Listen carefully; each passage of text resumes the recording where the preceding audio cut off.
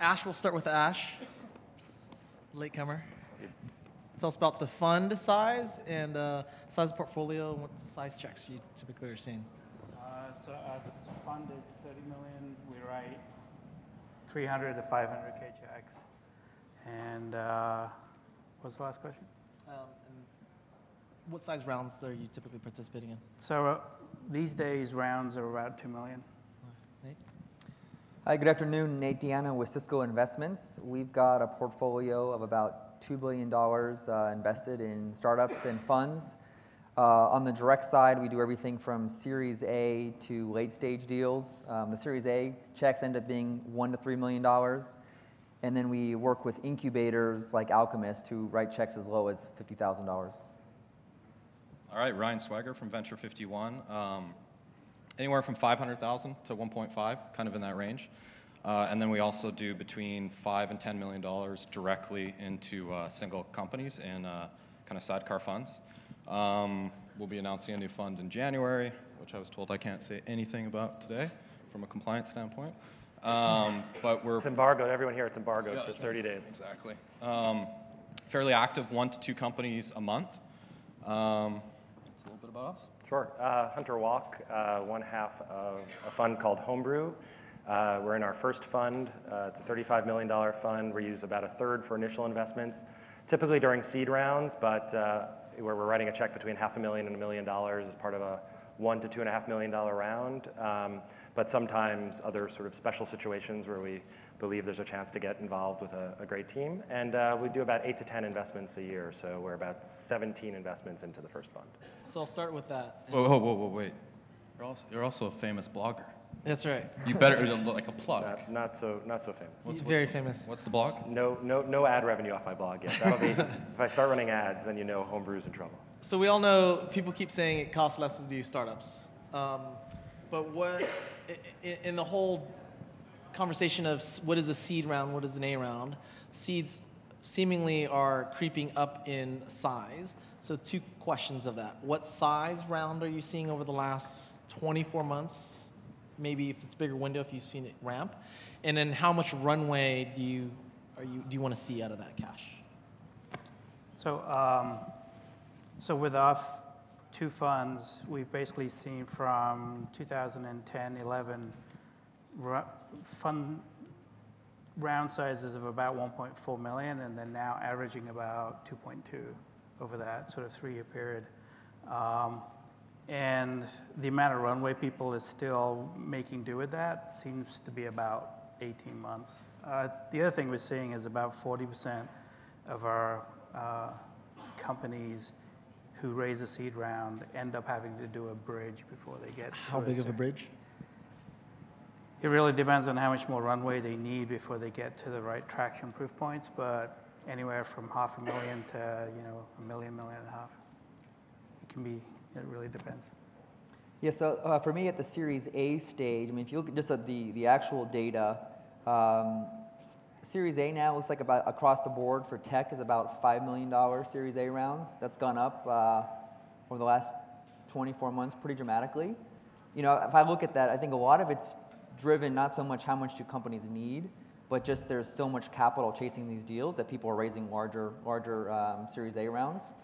But I'm seeing at the early stage, companies still being pretty conservative in terms of their burn rate. Series A burn, 200, 300K per month kind of burn has been pretty stable. The late stage, when you do Series C, Series D, that's where burn has gone up dramatically because people really are putting big checks to work and want to see the results fast. But Series A, I'm saying people are raising enough, at least enough for 12 months, up to 18, 24 months at this stage.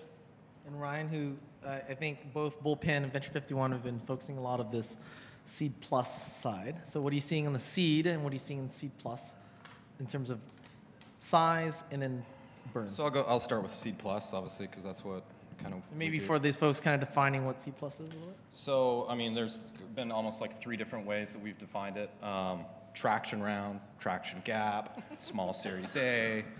Post.SEED, like they're all the same. This is like literally an episode of Silicon Valley. Yeah, I know, jeez. And so we're seeing those rounds anywhere between $2 and $3 million if it's that type of round that we're investing in, and we like to see at least 18 months of runway.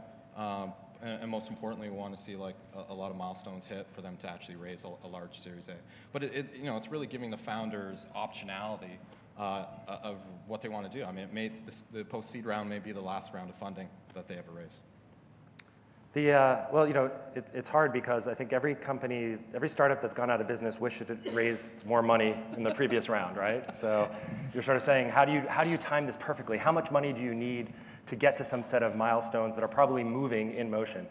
And the tension also is if you're an entrepreneur, the seed round is going to be the cheapest equity or the most expensive equity you ever sell, right? Like you're giving away, part of your company that you hope at a future point is going to be worth a lot more. So I think every company we've invested in could have raised more money. And they're trying to find some point at which can they keep enough of the company to create the right cap table going forward. Is it that they balance? put money in is the it bank? the balance of how much to give away versus how much to take? I think because it's to your point, I think which it's is, okay. You don't want to get caught short, right? So my sort of axiom, and I agree with sort of the ranges that everybody's putting it on, we sort of think of what milestones do you intend to be there, and let's add 3 months onto when you think you're going to hit those milestones, because the other secret is, fundraising, for most companies isn't a 3-day period to go and raise your A, call up some of those folks and have them write a check. So you're going to be raising in advance of hitting those milestones if you've got month 18 milestones on there. So you want a little bit of wiggle room. So but I get excited when a founder is taking less money than they could from the market early on, because this whole thing is a bet on themselves, and so they're trying to figure out what's the right amount of money I need to build a team that's going to get me to a set of proofs that the next set of investors are willing to write larger checks. and with that, which is monthly burn, given the sounds like $2 million is the new seed, whereas 2 to 3 years ago, $1 million used to be a seed. Is the salaries, CEOs, executive, where are the expectations? I mean, we're in San Francisco now, but what are you seeing? The dollars in startups used to go to terabytes, right? Storage and bandwidth and everything was expensive, and now it goes to talent. So largely, CEOs are still taking whatever, they're paying themselves last, but there's a lot of talented professionals who aren't taking that much of a near-term comp cut to join an early-stage startup. They're probably taking some comp cut, and I think you want them to be. One of the dangers of raising too much money in that seed round, in my opinion, is you start to solve problems with cash that you should be solving with culture or should be solving with product. Instead of getting people to buy into why this is the place they want to be, you're matching the counteroffer that Google made. Instead of figuring out how to build a product that's going to spread through word of mouth or other viral hooks, you're paying for acquisition because you have the money in the bank and you're so desperate to get to those milestones. Yeah, and I can look at our portfolio of 60 companies. I don't see a single CEO or founding team member as the highest paid team member. I mean, all of the engineers are making more money than the founders. Yeah, I would say that what we're seeing is that the more money people raise, it doesn't actually change the runway, but they're getting in more expensive engineers. 3 years ago, people used to be able to convince engineers to come for equity and be able to sort of get senior engineers for about $90,000 in the Valley, right? And these senior, It's like an intern now. yeah, right. And now people are matching close to sort of averages for large companies in the sort of the 130, 140 range, right? I mean, you don't get the bonuses and all that sort of stuff. Did you see I have that, to learn how to intern code. list that came out for this coming summer? No. That came out the other day? That's ridiculous. There's a reason the world hates us. Yeah, that's what we're seeing as well. We're seeing effectively the delta between the corporate job and the startup base salary is identical. Really? Pretty close, minus bonus. So the bonus is you're going to give up the bonus piece in exchange for equity. And everything else is pretty much almost identical. And so part of that, 18 months, how many months before you start hitting the panic button? So as we time things out, managing cash and managing your burn is always about whether for most people here, probably not getting to profitability on the seed round, but getting to the thing that is going to get an A round person to write a check. Calendar is important. My rule of thumb is I don't raise in November, December, or late July, August, because hard to get checks. How are you dictating timing? When to go raise? How much runway do you start? And then when do you start panicking? 6 to 9 months. I mean, because then you take, which is perfect, right? You don't kind of raise in that December time frame. I mean, we write checks a lot in the summer, but a lot of the larger funds don't write checks in the summer because they're not working. But 6 to 9 months is the right amount because it gives you leverage as well. You don't want to be walking in to a fund and trying to raise money when you have 60 to 90 days of cash left in the bank, because any VC is just going to look at that and go, how the hell did you put yourself in this situation, right? And so you don't want that working against you. Yeah, we always start backward. I mean, so since we're not doing C but doing Series A, to me the question always is, what's it going to take to raise your Series B? So presumably you're going to have product and revenue and customers at that point. So if you know your sales cycle is 12-month sales cycle in the enterprise, you better make sure you raise enough capital at the Series A to get you to the milestones that's going to allow you to do at least a 6-month fundraising process for the Series B. I'm going to separate it a little bit because I think it can really depend based upon the company's trajectory. Although we're talking about 15, 18 months of capital, I think we've all been involved with companies that have figured out a way to grow even faster with more capital and start to see inbound interest 6, 9 months potentially after a seed round. And so I sort of think of it as, if you're a company that you're on a trajectory where it's clear you're going to be able to work with one of your preferred partners, that has a different type of cadence to it than if you're a company that's still learning, still growing, still proving to the market that you have a chance to be one of the 10, 25, 50 best companies founded that year. Because if some people tell you there's only 15 companies founded every year that make money, I think it's probably at the seed stage we can go a little bit, expand that a little bit larger. In that case, you're really trying to build a process and a set of relationships.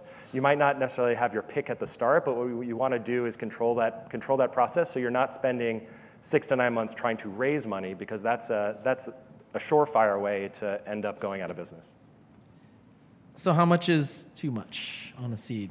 And what's the too little? What's the too much? Sounds like 18 months at a minimum. So for me, it's not necessarily dollar size, it's round composition. So I've sort of seen over the last year, a few years ago we were talking about party rounds where somebody might put together $1 million, $1.5 million round out of like 30 individuals, and it was a lot of social proof. And if things went well, you had all those people tweeting and being really excited, but if things weren't going well, there was nobody who was sort of leaning in. Over the last year, I've sort of seen the opposite, which is what I'll call piggy rounds. So a $500 million fund who's coming down market a little bit, trying to go into seed and take a company that they think has outlier potential and push them to do a straight to A. So tell them like, well, why raise 1.5? Let's raise 4. Let's raise 5. And it's not even so much that that's the wrong amount of money to raise, although I think there's plenty of reasons why that might not be. It's, as a very early stage founder, you're committing to a path and to a partner who might not be best focused on what that first 6, 12, 18 months of a company actually looks like, because they're applying a B round, a C round, a growth equity mentality to getting your company off the ground. And that's the combination that I think can be really poisonous for founders. You put out a tweet that you were going to grill us today. Oh, okay, so not what's grilled, some of the questions I wanted to ask, I can't apparently ask. So So the ones that failed, I guess how many of your portfolio across the board where they just managed that cash pool? They had so much potential in the product. They had so much, and they just couldn't get there. And is it the bridge that solves the problem, or do you just throw up your arms up and say, you were horrible at managing cash, you're not a great CEO? So I've got a bunch of companies who are probably the opposite side, where this was around 2010, 2011, where they were raising, $750,000, $600,000. They managed their cash really well, and they really did figure out a way where they had a product, and product market fit was really great, but then they just had a really hard time because they didn't have enough runway. They couldn't even raise a bridge. It was really hard for them to do that. And it was sad to see those companies go, because they didn't have, if they had raised, say, $1 million, $1.5 million, or they'd raised the bridge earlier before they got that, it might have been a very different story. And so I think there is a sweet spot between raising too little and trying to be too sort of conservative. Or if you're going to do that, you have to be very actively, continuously raising. Or you raise too much and then you get a little complacent, I think, in my mind, and you don't really make the hard decisions that you need to make sometimes because you think you got more runway. No, I have a model, always be raising, always. Yeah, and I think everybody would agree that these monthly burn rates right now are very high, and that's because the pre-money valuations are on the very high, probably the highest we've maybe ever seen. And so you have a lot of, I think, founders mismanaging cash. So it's definitely, it's a big... I mean, are you seeing stupid decisions like 5-year leases in the city that's, $300,000? Not from our founders. But no, obviously it's very competitive right now to get office space, right? I mean, it's super competitive. Yeah. So yeah, you are seeing, you having to lock down, 5+ years in order to be there. Yeah. I haven't seen, I mean, again, 2 years in, but I haven't seen any founders that we've worked with fail because they've mismanaged spend. I think, in fact, sometimes I talk to people about preventing the opposite, which is because the first 30 days or 60 days or some test you ran didn't work out exactly the way you thought, don't become overly conservative. You raise $2 million and 2 founders and a designer, that burn, you have 6 years of runway. To some extent, it's great to be gritty, it's great to work until you figure it out, but you didn't raise this money to pay yourself a salary for 6 years. You raised this money to test some hypotheses, and when those hypotheses are right, then you double down on them. So then everybody here probably is the lean startup is bullshit. I mean, I think the exact same what Hunter just said. I mean, like, ideally we'd like to see the company have 18 to 24 months of runway, but I can tell you, like, in the last 30 days that the discussions we've had when they have traction, we're like, we want to see you spend that in 6 to 12 months. Yeah. And let's go right now and take the steps of starting to have those initial discussions of raising a larger round, because, I mean, to scale a company, you still need to raise a lot of money. Yeah, I think, to me, it's not so much a question of not raising enough capital. It's when do you really put on the afterburners is the question. And I think if it's hey, we don't have customers, we don't have a pipeline, we got to now ramp up sales and marketing, that's probably not the right inflection point for you to actually, you got to see incremental positive signs in terms of traction before you then double down on that and then increase the burn, because you actually could then begin to define what the ROI looks like on that versus just saying we need more customers, we need more sales, we got to now hire 5 more sales guys. So I think one of the other problems that you're seeing because of the Series A round sizes getting bigger is you think you were planning for 18 months of runway on a certain set of goals you had to reach that you think would be able to get you a Series A.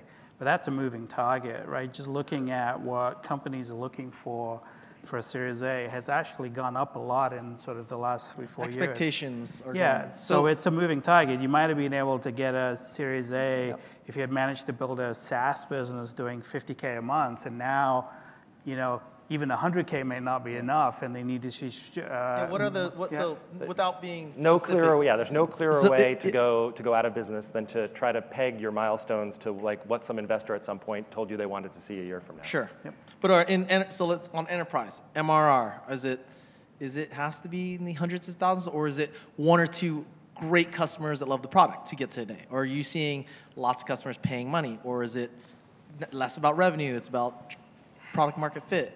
Like where are you starting to see this bridge between, what's it take to get an A? Look, I keep looking at the funnel, and it's a lot of seed investors. And if you look through what's happening on Series A and even Series B, the same amount of firms with the same $200 million fund, $300 million fund, maybe there's been one new partner here and there, one new partner here and here, but there's less big checks. And the higher the per seat price, the more important is the sort of 1 or 2 demonstrated customers. The lower the price, the more important it is to have absolute MRR and to have proven some sort of acquisition funnel so that you can acquire customers at a known price. It doesn't have to be optimized yet, but it's that velocity. I guess my point is, are you seeing the goal line, the finish line to get to an aim, keep moving forward? So maybe burn 18 months. You think 18 months is going to keep holding true for your portfolio, enough runway to get to the next round? And do you think the $2 million starts creeping up towards $3 million? I think the innovation is going to come from outside of the venture industry. The innovation for people who want to raise in something other than these large, 12, 18-month tranches is going to come from AngelList and going to come from crowdfunding and going to come from other opportunities. Because a lot of these companies, the challenge is that, guess what? They've spent $750,000. It turns out that they can get to profitability, but they're not a venture scale business. If they need another few $100,000, where does that come from other than a bank loan, right? So there's going to be lots of these sort of floods out of seed that don't get across to the A rounds, but still have a chance to be meaningful, profitable businesses for their founders. So for each one of you, what's your percentage in your portfolio right now that you think will just die because they ran out of money? Okay, the long answer. The old model was a third you're going to die, a third you're going to claw back the capital, whether it's an acqui-hire, or So a cash that sale, hasn't changed. and a third. I think that when you look at this post-seed area, our theory is that we'd like to see that a third go down. So maybe it's 15 to 20%, which you'd be doing a great job if you can get there. And I think that you see the clawing back goes up from the 33%, and you hope to have a lot of, as you say, a lot of singles and doubles, right? Yeah, I mean, so far, when you run a portfolio model and you have a certain, mortality rate, and the mortality, our projected mortality rate for Fund 1 is probably lower than expected, and I think it's, I think it's the type of companies we invest in, and also the type of market, So what we have to think about ultimately is similar, what happens when that company is interesting but isn't going to raise an A. So we have to wrap, which was I was trying to get to, do you believe winter is coming for all the seed guys, seed girls? Seed funds? No, well, your portfolio There's a bunch of funds. A round's just going to disappear. You want to talk about it? There's a bunch of funds that are going to go out of business. Can we name names? Never been easier to become a VC, never harder to stay one. I do think we're going to see a lot of early stage funds who got into early stage just because there's a perceived lower bar to entry. You can start by throwing some money around, and over a multi-year period, are going to find it's like being a realtor in 2007. Which what? Yeah. It's like being a realtor in 2007. Yeah, exactly. Everybody, your shoe. I think that's it. So, thanks again for the time. And I guess the lesson is raise as much as you can early. Survival is everything. And just, honestly, keep raising people. How many Peter, how many term sheets have you done in the last? I've had 2,500 no's in 3 years, but 25 yeses and 200 million. So it's a batting average. Even Peter hears no. That's right. A lot of no's. Thank you.